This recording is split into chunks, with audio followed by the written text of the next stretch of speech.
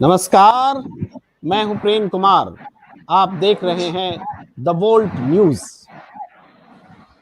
उत्तर प्रदेश में शिक्षकों की मौत का सच क्या है?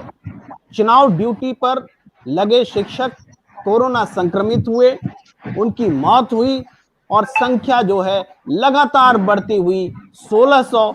और ये बेसिक शिक्षकों की संख्या है। पूरे शिक्षकों की संख्या जोड़ने से, माध्यमिक शिक्षक भी शामिल कर लेने से यह संख्या 2000 पार हो जाती है। लेकिन सरकार कह रही है कि सिर्फ तीन शिक्षक ही कोरोना से पंचायत चुनाव में ड्यूटी करते हुए संक्रमित हुए और मारे गए। ये अनबिलीवेबल है उन सब के लिए जिनके परिजन गए हैं, उन सब के लिए जिनके आसपास में लोकप्रिय शिक्षक की मौत हुई है। उत्तर प्रदेश की जनता के लिए ये अविश्वसनीय है। हमने इस चर्चा में बड़ा पैनल रखा है। भारतीय जनता पार्टी के नेताओं को भी जोड़ने की कोशिश की, लेकिन मैं सफल नहीं हो पाया। फिर भी मैं इस चर्चा में निराश नहीं करूंगा। मैं आपको भारतीय जनता पार्टी की ओर से, सरकार की ओर से ऑफिशियल वर्जन आपको दिखाऊंगा, ताकि दूध का दूध और पानी का पानी आप अपनी नजरों से समझ सकें। मैं अपने पैनल से आपको रूबरू करा रहा हूं। स्वागत है आप सबका। हमारे साथ मौजूद हैं तृणमूल कांग्रेस के नेता, उत्तर प्रदेश के अध्यक्ष नीरज राय जी। विभिन्न चैनलों पर अपनी पार्टी की राय रखते हैं, मजबूती से रखते हैं। हमारे साथ मौजूद हैं कांग्रेस के नेता विनोद सिंह जी। देश के अलग अलग चैनलों पर कांग्रेस का प्रतिनिधित्व करते हैं।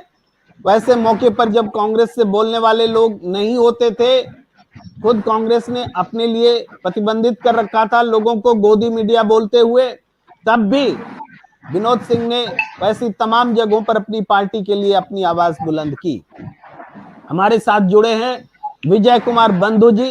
शिक्षक कर्मचारी संघ के नेता हैं। पेंशन भोगियों के लिए, पेंशन के लिए लड़ रहे हैं प्रदेश में, और ये हमारा सौभाग्य कि हमारे बीच इस चर्चा में वो मौजूद हैं। थोड़ी देर में हमारे साथ जुड़ेंगे ऋषि मिश्रा जी, जो देश के जाने माने राजनीतिक विश्लेषक हैं। हम चर्चा को शुरू करते हैं। सबसे पहले विजय कुमार बंधु जी, ये सवाल आपसे ही होगा।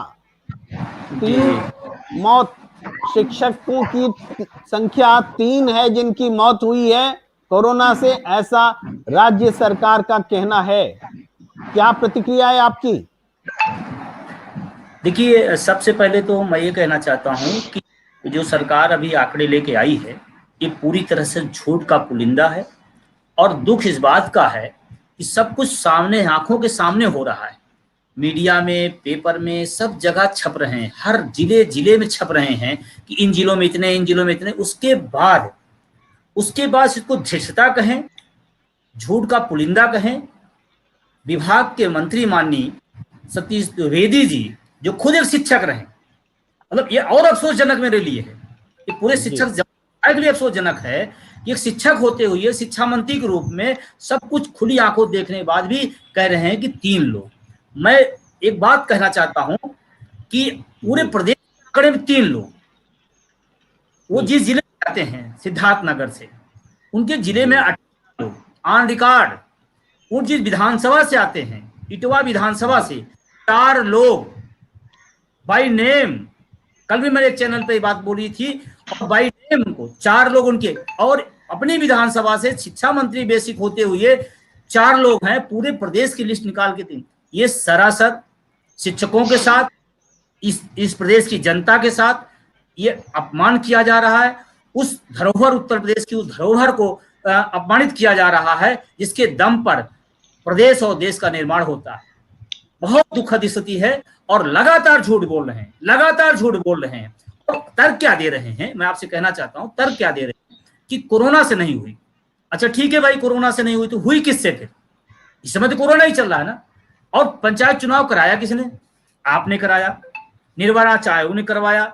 जब वो ट्रेनिंग में गए, वो प्रशिक्षण में गए, वो मतदान कराने गए, वो मतगणना कराने गए, तो उनके साथ हुआ। हाँ, कोरोना का लक्षण दुनिया के वैज्ञानिक नहीं समझ पा रहे हैं, इसमें निर्वाचन आयोग, हमारे सरकार और हमारे द्विवेदी जी विजय जी, आप दो कोरोना तीन समझ में आ गया। महत्वपूर्ण बात आपसे पता चली, दर्शकों को पता चली। एक तो शिक्षकों की मौत हुई है, ये तो सच्चाई है, हम सबने देखा है, हमारे पड़ोस में शिक्षक मरे हैं, खुद मंत्री जी के जिले में शिक्षक मरे हैं। विजय कुमार बंधु जी जानते हैं, अपने साथी शिक्षकों को जानते हैं, इनकी मौत से तो कोई इनकार कर ही नहीं सकता। अब फिर भी सरकार कह रही है कि मौत नहीं हुई है, 3 ही शिक्षक की मौत हुई है, तो ये माजरा क्या है, हम आपको सुनाते हैं। अभी अभी थोड़ी देर पहले उत्तर प्रदेश के बेसिक शिक्षा राज्य मंत्री डॉक्टर सतीश द्विवेदी जी से हमारी बात हुई। हम चाहेंगे कि आप सब उस बातचीत को सुने। हेलो, हाँ प्रणाम सर, मैं टीवी पैनलिस्ट प्रेम कुमार बोल रहा हूँ। जी जी, आप हमारे दर्शकों को बताएं सतीश द्विवेदी जी कि आप कह रहे हैं कि 3 लोग मारे गए हैं, 3 शिक्षक मारे गए हैं पंचायत ड्यूटी के दौरान, जबकि आंकड़ा 1621 का है, माध्यमिक शिक्षक संघ ये जारी कर रहा है। इसको आप कैसे कर रहे हैं? देखिए, 2 बातें हैं, उन दोनों बातों में अंतर है, उसको समझना चाहिए। जी कोविड संक्रमण के कारण शिक्षकों की जो मृत्यु हुई है, उसको हम नकार नहीं रहे हैं। जी जी कोविड संक्रमण ये महामारी है, सब अधिकांश लोगों ने अपने परिवार के सदस्यों को खोया है। जी बेसिक शिक्षा परिवार के मुखिया के नाते मैंने भी बड़ी संख्या में अपने सदस्यों को खोया है, उसका मुझे दुख है। जी उनके प्रति मेरे मन में उनके परिवारों के प्रति संवेदना है, और उसके जी लिए विभाग को जो बन पड़ेगा, जो नियम है आश्रित को नौकरी देने का, अन्य सामूहिक बीमा आदि के भुगतान का, वो सब हम कर रहे हैं तत्परता से। जी ये जो दावा था वो ये था शिक्षक संगठनों के लोगों का कि 1600 कुछ लोगों की मृत्यु पंचायत चुनाव ड्यूटी के दौरान हुई है। जी पहली बात तो मैं बहुत स्पष्ट रूप से ये बताना चाहता हूँ कि ड्यूटी के दौरान होने वाले मृत्यु को निर्धारित करना, उसकी जांच करना, मैं उसकी सूचना देना, जस्ट ये आपको हमारे क्लैरिटी के लिए ये टोकना चाहता हूँ हाँ कि पंचायत ड्यूटी के दौरान मौत हुई है ऐसा नहीं कहा जा रहा। नहीं, ड्यूटी के पंचायत कारण ड्यूटी हुई के है, दौरान कारण हुई है। कोरोना हाँ, उनका संक्रमित हुए कहना वो और उनका इस कहना कारण है मौत हुई। नहीं, जी ठीक है, वही बात है। जी उनका कहना है कि पंचायत चुनाव के कारण संक्रमित हुए और उनकी मृत्यु हुई। जी जी तो लेकिन ऐसा कोई आप जानते हैं, इसमें मुझे कोई बताने की आवश्यकता नहीं कि चुनाव कोई विभाग नहीं कराता। बेसिक शिक्षा विभाग तो बिल्कुल ही नहीं कराता है। बिल्कुल चुनाव राज्य निर्वाचन आयोग कराता है। जरूर जरूर राज्य निर्वाचन आयोग का प्रतिनिधि चुनाव के दौरान जिलाधिकारी होता है। जी इसलिए चुनाव से संबंधित कोई भी अधिकृत सूचना राज्य निर्वाचन आयोग ही देता है। और जब जी ये सूची सामने आई, उसके बाद जब उसकी जानकारी निर्वाचन आयोग से ली गई, तो निर्वाचन बस आयोग ने एक जिलाधिकारियों सवाल, के माध्यम महत्वपूर्ण सवाल है सर हाँ, कि इलाहाबाद हाई कोर्ट में 29 अप्रैल को सुनवाई हो रही थी। शिक्षक संघ की ओर से एक आंकड़ा 706 का दिया गया था। यूपी सरकार की ओर से भी वहां अदालत में मौजूदगी थी, लेकिन किसी ने उस आंकड़े को तब गलत नहीं बताया। अगर 706 का आंकड़ा सही है तो हो सकता है कि आप 1621 पर आपत्ति करें कि ये नहीं है। तो वो 3 नहीं कैसे नहीं बदल गया? नहीं, आंकड़े घटते हैं क्या मौत के? कोर्ट में उस आंकड़े पर कोई राय देनी नहीं थी किसी को। कोर्ट में तो ये लोग गए थे कि इतने शिक्षकों की चुनाव के कारण मृत्यु हुई है, इसलिए मतगणना रोक दी जाए, वो अलग विषय है। मैं यही कह रहा हूँ आपसे, और लगातार कहूंगा कि चुनाव के बारे में कोई भी निर्णय, कोई भी गाइडलाइन वो हम नहीं तय करते हैं। लेकिन ये सूची जब ये सामने मौत का आई, सवाल है सर, चुनाव का नहीं है। अब अगर आप चाहते हैं कि आप जो चाह रहे हैं हम वही उत्तर दें, देखिए ये मुश्किल होती है। यही मेरी बात तो सुन लीजिए पहले। हम सुन रहे हैं जी, इसीलिए बिल्कुल मैं कह रहा हूं कि चुनाव राज्य निर्वाचन आयोग ने उनकी जो वर्तमान गाइडलाइन है, जी उसके आधार पर ये सूचना हमको उपलब्ध कराई कि जी आपके शिक्षकों की, 3 शिक्षकों की हमारी गाइडलाइन के अनुसार चुनाव ड्यूटी के दौरान मृत्यु हुई है। लेकिन मैं आपको एक सूचना दे दूं, जी आज ही अभी माननीय मुख्यमंत्री जी ने अपनी एक बैठक में ये निर्णय लिया है कि ये आदेश दिया है कि इस गाइडलाइन में संशोधन किया जाए, और जी जो भी चुनाव ड्यूटी के कारण अगर कोई संक्रमित हुआ है और उसकी जांच की रिपोर्ट परिवार के पास है, तो जी उसके लिए एक जी अवधि तय की जाए, उस पर विचार किया जाए। ये अच्छी खबर जी, आपके माध्यम से मैं ये सबको बहुत देना चाह अच्छी रहा हूँ खबर कि आप बता रहे एक हैं बहुत ही सतीश द्विवेदी संवेदनशील जी। निर्णय उत्तर प्रदेश जी सरकार ने अभी लिया। जी, सतीश द्विवेदी जी, मंत्री जी, आप बहुत अच्छी खबर बता हमने जो रहे हैं। संख्या दी जी हमने जो संख्या दी थी वो वर्तमान गाइडलाइन के अनुरूप जो निर्वाचन आयोग ने हमको सूचना दी थी वो संख्या दी थी। जी जी, हमसे जुड़ने के लिए, द वोल्ट से जुड़ने के लिए आपका बहुत बहुत धन्यवाद। आपने सुना उत्तर प्रदेश के बेसिक शिक्षा राज्य मंत्री डॉक्टर सतीश द्विवेदी जी को। डॉक्टर सतीश द्विवेदी जी तीन बातें कह रहे थे। एक बात ये कह रहे थे कि ये जो आंकड़ा है वो आंकड़ा है जो राज्य निर्वाचन आयोग की ओर से उनको मिला है। वो कह रहे थे कि राज्य निर्वाचन आयोग का पदाधिकारी होते हैं डीएम, उनकी ओर से जो आंकड़े आए हैं वो ये संख्या 3 है। तो एक सुकून की बात होती है, चलिए सरकार जो बोल रही थी उससे पीछे हटती हुई दिख रही है, एक बात। दूसरी बात वो ये कह रहे हैं कि सरकार ने ये तय किया है कि एक सिस्टम बनाया जाएगा जिसमें कि ये सारे लोग जो जिनकी मौत हुई है वो आंकड़े सामने आए और जो भी संभव होगा वो मदद सरकार करने वाली है। ये दो प्रमुख बात कहते हुए साथ में तीसरी बात वो कहते हैं कि शिक्षकों की मौत के आंकड़े को बढ़ा चढ़ा करके पेश किया गया है, ये भी बात सही है। अब मैं इस पर प्रतिक्रिया लेने के लिए नीरज राय जी के पास आता हूं। नीरज राय जी, मंत्री जी की बातों पर आप क्या कहना चाहेंगे? देखिए भैया, मैं मंत्री जी की बातों को थोड़ा अभी दरकिनार करूंगा, क्योंकि थोड़ा उस पर पहले मैं जाना चाहूंगा पीछे। आपको याद होगा कि जब ये चुनाव कराया गया, जो कि हमारे यहाँ चुनाव कराना उतना जरूरी नहीं था, लेकिन उस पर दलील सरकार की तरफ से दिया जाने लगा कि कोर्ट के आदेश पे चुनाव कराया गया। लेकिन कोर्ट का आदेश वहां भी आया था जब उत्तर प्रदेश में हाई कोर्ट ने आदेश दिया लॉकडाउन के लिए, और सरकार उसके अगेंस्ट में चली गई सुप्रीम कोर्ट में। तो चुनाव न कराने के पक्ष में होती सरकार तो उस प्रकरण को भी लेके सुप्रीम कोर्ट में जा सकती थी।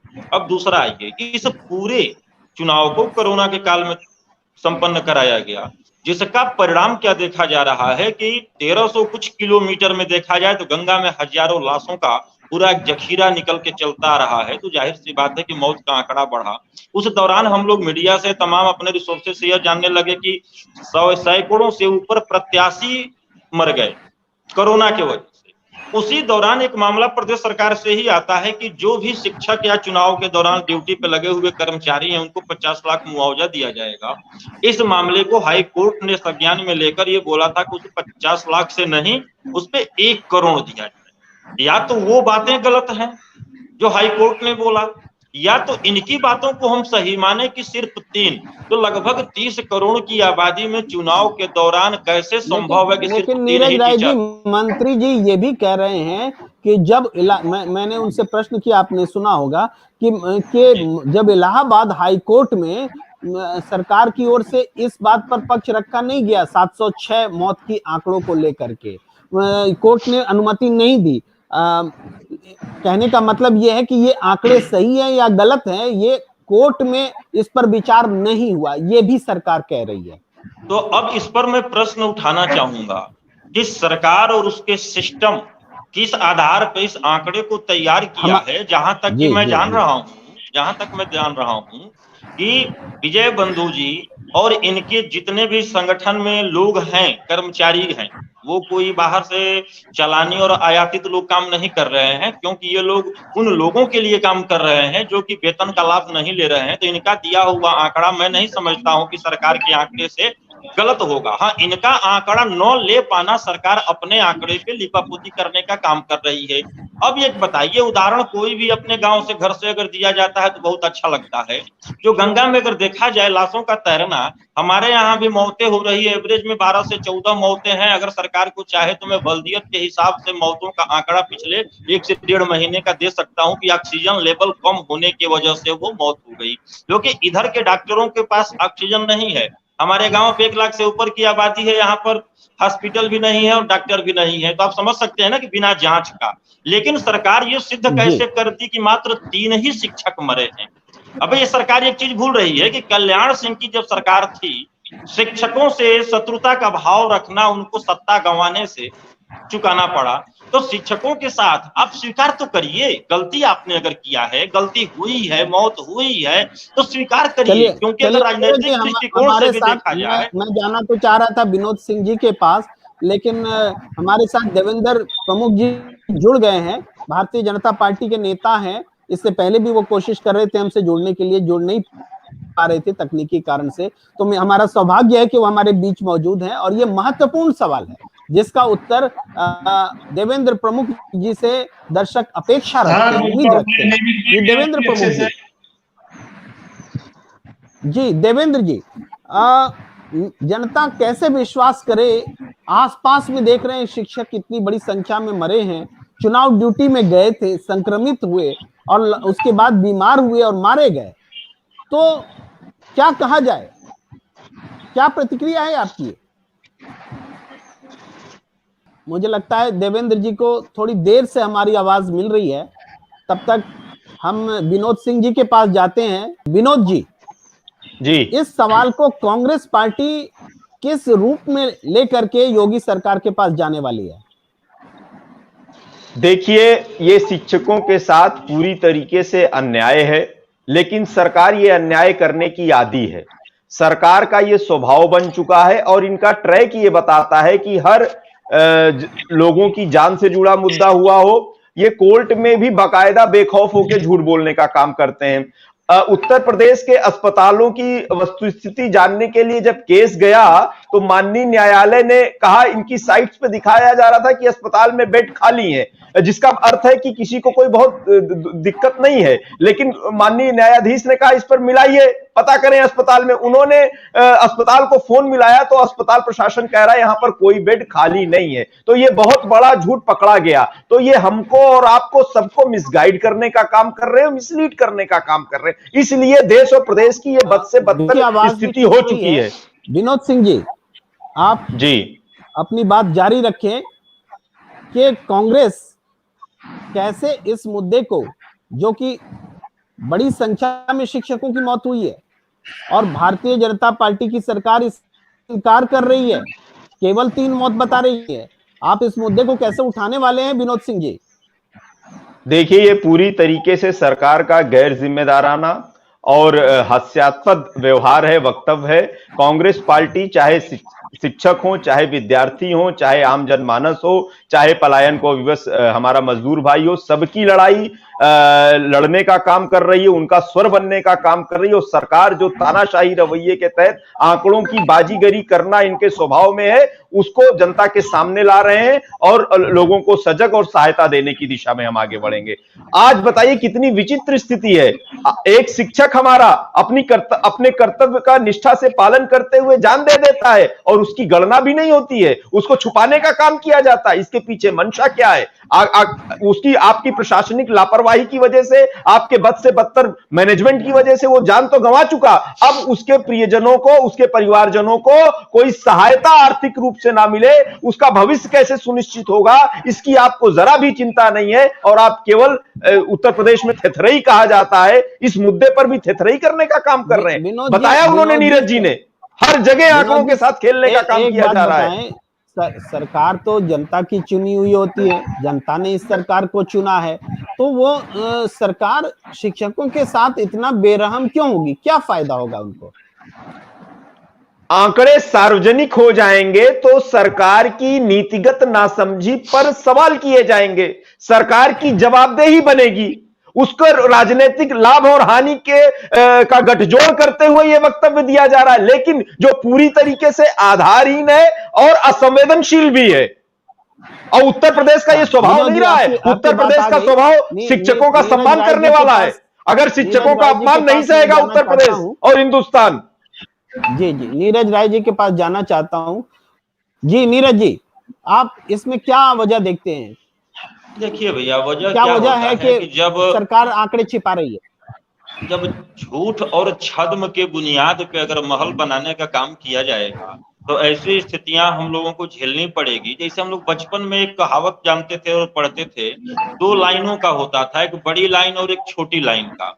कि अगर आपको अच्छा कार्य करके लाइन बढ़ाना है तो बड़ी वाले से ज्यादा बड़ा बनिए, अगर नहीं तो इतना बड़ी वाले को छोटी करते जाइए कि आप उससे बड़े हो जाएंगे।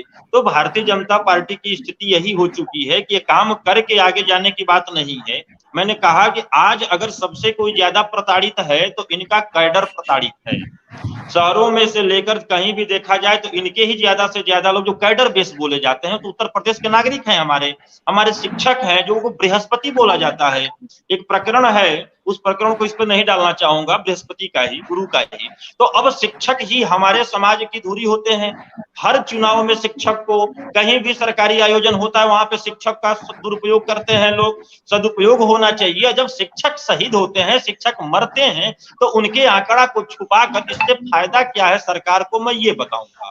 जो कि देश के पटल पर सरकार यह स्पष्ट करना चाहेगी कि कोरोना काल के इतने विभत्स महामारी में भी हमने चुनाव जो संपन्न कराया, उसमें सिर्फ 3 लोग हमारे शिक्षक मरे हैं, और इससे सरकार को 2 फायदा। उनका एक सफेद पोषपना जो है वो बरकरार रहेगा, और दूसरा ये जो मरने वाले हमारे शिक्षक हैं उनके परिवारजनों को मुआवजा के रूप में कुछ देना नहीं पड़ेगा, और सरकार का अपना कोष इनका अपने पास पड़ा रहेगा। कोरोना प्रबंधन। नीरज जी, मैं अब विजय कुमार बंधु जी से आपके उठाए गए बिंदु पर आना चाहता हूं। क्या विजय जी सिर्फ मुआवजा न देना पड़े, इस वजह से सरकार आंकड़ों को छिपा रही है? नहीं, देखिए उसमें 2 चीजें हैं। जैसे एक तो ये बात भी सही है नीरज जी ने जो कहा कि मुआवजा ना देना पड़े, एक बिल्कुल सवाल है। और ये हेडलाइन की सरकार है, हर दिन कोई हेडलाइन बने। हेडलाइन क्या बना कि शिक्षकों कर्मचारियों के लोगों को, मृतकों को 30 लाख रुपए दिया जाएगा। पब्लिक में क्या गया कि जो मरे शिक्षक उनको 30 लाख रुपए मिल गए। मिलेगा कितने को? 3 को। पब्लिक में क्या गया? 1 को। दूसरा है, मैं 1-2 गंभीर सवाल है जिस पर मैं आपसे रखना चाहता हूं आपके सामने बात। एक तो जरूर, जो शिक्षक सब चीज की गणना खुद करता है, उसके मरने की गणना सरकार नहीं कर रही। जनगणना, मतगणना, जो भी गणना आती है सब शिक्षकों को दिया जाता है, और उसकी गणना सरकार नहीं करे। इससे ज्यादा संवेदनहीनता क्या हो सकती है? दूसरा सवाल यह है कि देने की बात है। मैं आपसे बड़ी विनम्रता से कहना चाहता हूं कि अभी जो लोग पेंशन के अंदर हैं उन्हें तो पुरानी पेंशन मिल जाता है, लेकिन जो नए आए हैं, एनपीएस के दायरे में आते हैं, उनको पेंशन के दायरे से बाहर कर दिया गया है। अब एनपीएस में जो काटा जा रहा है पैसा, अगर उनको पुरानी पेंशन देते हैं तो एनपीएस का बहुत बड़ा फंड पैसा अपने पास रख लेंगे। मतलब मेरा पैसा जमा हुआ, अपने पास सरकार रखेगी, तो देने का तो कोई सवाल ही नहीं है, देने का कोई बात नहीं है। दूसरा मैं आपसे कहना चाहता हूं कि चाहे निर्वाचन आयोग हो, चाहे सरकार हो, इनके लिए शिक्षक और जनता से ज्यादा चुनाव था। हम सब लोगों ने, सारे संगठनों ने बार बार निर्वाचन आयोग को पत्र लिखा, सरकार को लिखा, मुख्यमंत्री जी को लिखा, सबको लिखा। यहां तक आते आते हुआ चलो मतगणना रोक दो, लेकिन नहीं, चाहे जान चली जाए, चाहे जो भी हो जाए, चाहे जितने की चली जाए, इनको चुनाव चाहिए। मैं बड़ी विनम्रता से कहना, लोकतंत्र किसके लिए? लोग हैं तो तंत्र है, और जब लोग ही आप खत्म कर दोगे, तंत्र आप जीत भी लोगे तो क्या कर लोगे आप?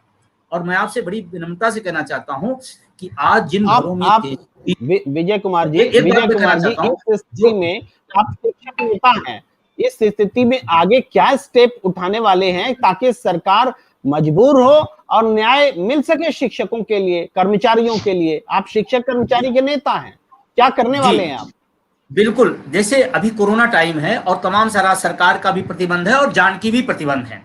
इस परिस्थितियों में सरकार को बात पता है, और सरकार इसी को दे, माननीय प्रधानमंत्री ने शायद हमको लगता है सबको मंत्र दे दिया शासन करने का, आपदा में अवसर। तो अगर ऐसी स्थिति में हम करते तो जनता में जाएगी, देखो अपने लिए लड़ रहे हैं, अपने लिए मर रहे हैं, सड़क जनता मर रही है, तो थोड़ा विकट परिस्थितियां। लेकिन जैसे ही बात थोड़ी सी धीमी होगी, पूरे प्रदेश का शिक्षक कर्मचारी। आप कह रहे हैं विजय जी, आप कह रहे हैं कि अगर आप आंदोलन का रास्ता अपनाते हैं तो मुश्किलें जनता के लिए ही आएंगी। कोरोना का काल है, जनता को आपकी ओर से मदद मिलना जरूरी है, इसलिए यहां भी आप सैक्रिफाइस करने के लिए तैयार हैं। अपने ही कॉज को, अपने ही लिए लड़ने के लिए जो आंदोलन होना चाहिए उसको स्थगित करने के लिए तैयार हैं। क्या मैं सही बोल रहा हूं? बिल्कुल सही बोल रहे हैं, और उसके पीछे कारण है। हम देखो, हम सरकार से लड़ेंगे, सरकार हमारी है, हमसे लड़ेंगे, लेकिन हम जनता की प्राथमिकता देंगे। आज जो डॉक्टर्स, आज जो नर्स, आज जो सफाई कर्मचारी जो ड्यूटियों में लगे हुए हैं, हम उनसे कहें कि आप छोड़ करके चल के आंदोलन करिए, शायद इस समय ये विजय कुमार बंधु जी, मैं आपको रोक रहा हूं, तो मैं वापस एक बार फिर विनोद सिंह जी के पास चलता हूं। विनोद सिंह जी, आपने विजय कुमार बंधु जी को सुना और आप देख रहे हैं कि कितनी विकट स्थिति है कि शिक्षक जान दे रहे हैं, वो दूसरों की गणना करते हैं, दूसरों की सेवा करते हैं, समाज को शिक्षित करते हैं, लेकिन उनकी लाशों को भी गिनने का हमारे पास सिस्टम नहीं है। जी, ये पूरी तरीके से निराशाजनक है और उत्तर प्रदेश की स्वभाव, उत्तर प्रदेश को इस तरीके से व्यक्त किया जाएगा और उत्तर प्रदेश की सरकार ऐसा करेगी, शायद किसी भी कल्पना में कभी किसी ने सोचा नहीं होगा। और सरकार को अब जो वास्तविक स्थिति है उसको स्वीकार करना चाहिए चुनौती के रूप में। देखिए, जब आप स्वीकार करेंगे तभी समाधान की दिशा में आगे बढ़ेंगे। सरकार के साथ, भारतीय जनता पार्टी के साथ संकट ये वास्तविक स्थितियों को स्वीकार ही नहीं करते हैं, वो केवल झूठ और जुमले की राजनीति करते हैं। लेकिन ये समय लोगों की जाने जा रही है, कुछ बचा नहीं है। आप पिछले 7 वर्षों से उनकी कल्पनाओं से, भविष्य की संभावनाओं से हर तरीके से खेलते हुए अब उनकी जान पर बनाई है। जान जाने के बाद भी आप उसको एड्रेस नहीं करेंगे तो बताइए उनको कैसे लाभ मिलेगा, उनके परिवारजनों को कैसे आप राहत देने का काम करेंगे। ये आंकड़ों की बाजीगरी तुरंत बंद होना चाहिए और कांग्रेस पार्टी पूरी जिम्मेदारी से सरकार को उसके संवैधानिक राजनीतिक कर्तव्यों को निर्वहन के लिए विवश करने का काम करेगी, चेताने का काम करेगी। और हम ये जनता पर छोड़ते हैं और विजय कुमार जैसे जो लोग उनके बीच में उनका नेतृत्व कर रहे हैं, उनके साथ हैं, उनके साथ पूरी सहमति जताने का काम करते हैं। ये समय किसी पार्टी की बात करने का नहीं, एक मानव बनने का काम करना है और मानवीय मूल्यों को सर्वोपरि रखते हुए सारे गणित को, सारे फैक्ट्स को, सारे लाभ हानि को छोड़ के हमको अपने लोगों की, अपने प्रदेश, अपने देश के लोगों की सेवा करने के लिए आगे रहना चाहिए। और ये दुर्भाग्यपूर्ण है, ऐसा सरकार नहीं कर पा रही है। नीरज जी, मैं आपके पास एक बार फिर आ रहा हूं, लेकिन आप इस पॉइंट पर फोकस रखें कि ये विपक्ष है, विपक्ष के लिए भी बहुत चुनौती का समय है।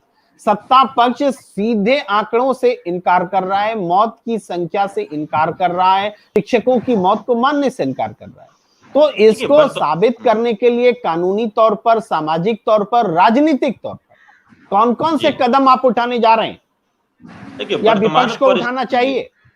बिल्कुल उठाना चाहिए। वर्तमान परिस्थितियों को देखकर इस चीज से इनकार नहीं किया जा सकता कि हमारे शिक्षक 2000 से ऊपर नहीं मरे हैं। मरे क्या, उनको शहीद बोलिए, क्योंकि इस विषम परिस्थितियों में सरकार की जो हठधर्मिता थी उसके खिलाफ ये लोग काम करते रहे। लेकिन आज जो है आंकड़ा, वर्तमान परिस्थिति में आंकड़े का कोई मतलब नहीं है। और रही बात राजनैतिक स्थिति पे, तो एक विपक्ष का, प्रदेश का प्रमुख होने के नाते मैं इतना तो जरूर आश्वस्त करूंगा तमाम कर्मचारी संगठन या उनके परिवार और उत्तर प्रदेश की जनता को कि इनके खिलाफ जो ये हठधर्मिता और ये नाना प्रकार के प्रपंचों का प्रयोग कर कर सत्ता का सुख भोगने का काम जो ये दम्भी सरकार कर रही है, उसके खिलाफ अग्रणी भूमिका निभाने का काम करेंगे, बशर्ते कि 24 तारीख का इंतजार है कि कोरोना नियम का भी अनुपालन करना है।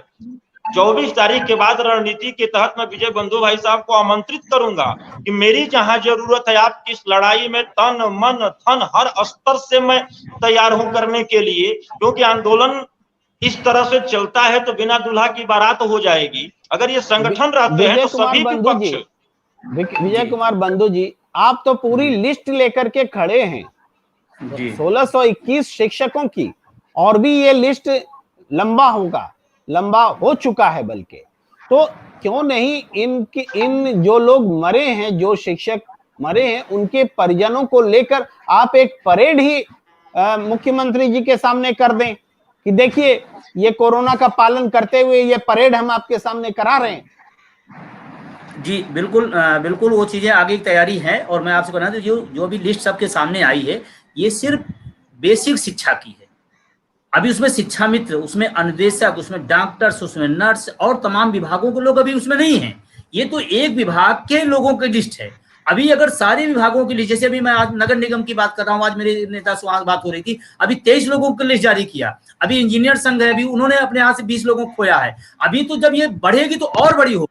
और दूसरी बात जो एक और आ रही निकल करके, जैसे बार बार कहा जा रहा है कि ये कोरोना से आप थोड़ा क्लियर कर दें, ये नगर निगम की या जो दूसरे आंकड़े इंजीनियर्स की हैं, क्या इन लोगों ने भी चुनाव ड्यूटी, पंचायत चुनाव ड्यूटी की थी? यस, इन लोग ड्यूटियां लगी थी। ये लोग कहीं आरओ, कहीं एआरओ, कहीं पीठासीन सब बनाए जाते हैं। तो इन मतलब आप ये कह रहे हैं विजय कुमार बंधु जी, अपने दर्शकों के सामने क्लियर मैं करता हूं कि पंचायत की चुनाव की ड्यूटी में केवल शिक्षक ही नहीं लगे थे, दूसरे कर्मचारी भी लगे थे, इंजीनियर भी लगे थे, अफसर भी लगे थे, और उनके भी आंकड़े आ रहे हैं, और वो आंकड़े बता रहे हैं विजय कुमार बंधु जी। जी, अभी उनके आंकड़े जब आएंगे तो ये और आगे ज्यादा जाएंगे। दूसरी बात जो बार बार सरकार इसको मना कर रही है, उसके पीछे जो टेक्निकल कारण मैं थोड़ा सा बताना चाहता हूँ, क्योंकि दर्शकों को भी पता होना चाहिए और अपने लोगों को। कह रहे कि घर से निकलते हुए और ड्यूटी करके घर पहुंचने के बीच में अगर किसी की मृत्यु हुई है तो हम उसको मानेंगे। ठीक है, ये सरकार का तर्क है। मैं जानना चाहता हूँ, सरकार यहाँ पर नहीं है, मैं जानना चाहता हूँ कोरोना का सिम्टम दुनिया के बड़े बड़े वैज्ञानिक नहीं समझ पाए हैं और हमारा निर्वाचन आयोग, हमारे मंत्री जी समझ गए। भाई कोई ट्रेनिंग लिया, गया, वहां से आया, 2 दिन 4 दिन बाद तो उसको सिम्टम समझ में आता है। उसके बाद विजय कुमार बंधु जी, अब से थोड़ी देर पहले जो मंत्री महोदय से मेरी बात हो रही थी, उसमें अपनी ओर से उन्होंने ये कहा था कि इस गाइडलाइन को हम बदलवाने की कोशिश करने जा रहे हैं, ये भरोसा उन्होंने दिलाया है द वोल्ट पर। एक बार और कहना चाहता हूँ मंत्री जी, आप कोरोना का जो गाइडलाइन बदल दीजिए, बदलिए ना बदलिए, आपको हम सब जनता मिलकर के सारे शिक्षक कर्मचारी बदलने जा रहे हैं, फैसला करने जा रहा है पूरे प्रदेश की जनता। ये आपके साथ होने जा रहा है। और मुझे दुख के साथ कहना पड़ा है कि इतनी बेहूदगी करने के बाद भी आप कल्पना कर, शिक्षक जगत जो पूरे समाज को दिशा देता है, देश को दिशा देता है, लोगों के घर में प्रकाश फैलाने का काम करता है, आज उसके घरों में अंधेरा छाया हुआ। और मैं इस बात को इसलिए बार बार कर रहा हूं, जिन घरों में घटनाएं हुई हैं, कोई ऐसे एज के लोग हमारे साथ, हमारा जिला अध्यक्ष अम्बेडकर नगर, एकदम नई एज का, अभी मुश्किल से 28 साल का, अब 28 साल की एज में उसकी पत्नी, उसके 2 बच्चे, इतनी लंबी लाइफ, कल्पना करें कि क्या हो गया। और उसके बाद आप इस तरह बयानबाजी करके, जो लोग उस परिवार में जीवित है, ये बात सुन करके सरकार की, उनको डिस्टर्ब होता जा रहा है कि सरकार क्या कर रही है। मेरे पति ने, मेरा बेटा ने, मेरे भाई ने, मेरे पापा ने जान दे दिया और हमें कहा जा रहा नहीं, इसमें कोई जान ही नहीं गई है। ये कितनी बेशर्मी की बात है।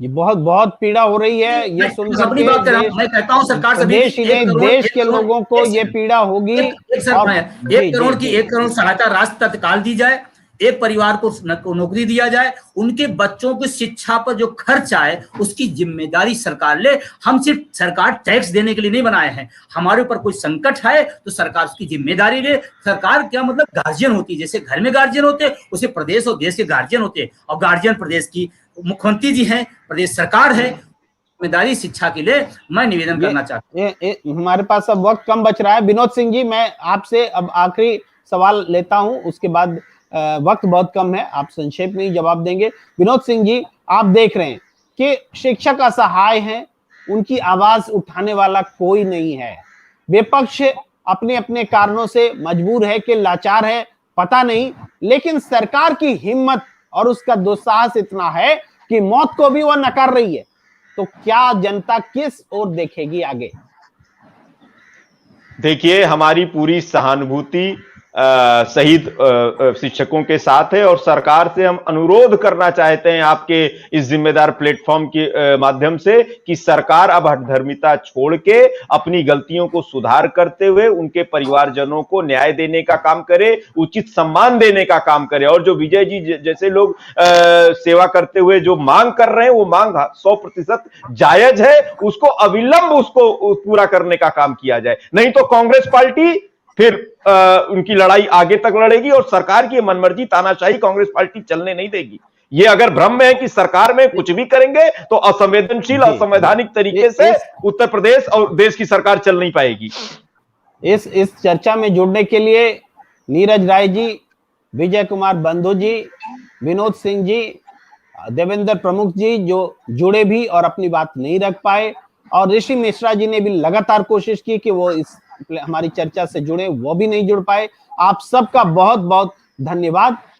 इस चर्चा में आज जो बातें खुलकर सामने आई हैं वो ये हैं कि शिक्षक लगातार उनकी मौत हुई पंचायत चुनाव में ड्यूटी करने के कारण। वो कोरोना से संक्रमित हुए, बीमार हुए, मरे, लेकिन सरकार के पास जो गाइडलाइन है, नियम है, उसके मुताबिक ड्यूटी के दौरान मौत का मतलब उन्हीं 24 घंटे के दौरान जो मौत होती है उसको ही उन्होंने दर्ज किया। सिर्फ 3 की संख्या बताई गई। ये गाइडलाइन इस समाज के प्रति, इस शिक्षकों के प्रति एक कड़ा तमाचा है और हम उम्मीद करते हैं कि सरकार ऐसी गाइडलाइन को बदलेगी, सरकार मानवीय संवेदना को समझेगी, शिक्षकों को मुआवजा देगी और जिन शिक्षकों की मौत हुई है उस पर माफी मांगेगी। इस चर्चा को हम यहीं विराम देना चाहते हैं। आगे भी अलग अलग विषयों के साथ हम आते रहेंगे। फिलहाल दीजिए हमें इजाजत। नमस्कार।